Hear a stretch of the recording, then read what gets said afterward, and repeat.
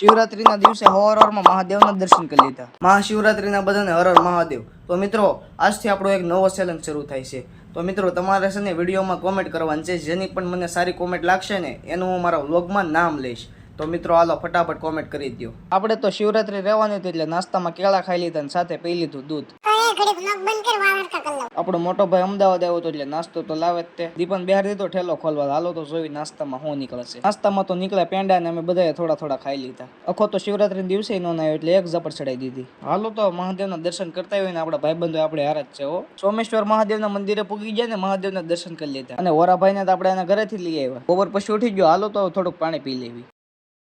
क्या तकलीफ है इनको? પછી તો અમે બધા નીકળી ગયા બહાર આટો મારવા. એમાં અહીંયા તો કૂતરો ભળી ગયો. હું અને મારો મોટો ભાઈ નીકળી ગયા એના ભાઈબંધોને મળવા. ત્યાં તો લોવારા ગામનો ભુવન રિઝલ્ટ હાવજ આવી ગયો બગડતો ટેબલી પૂગી ગયા ને હનુમાન દાદાના દર્શન કરી લીધા. હાલો તો મળીએ નેક્સ્ટ વિડીયોમાં. ફોલો કરવાનું ભૂલાય નહીં.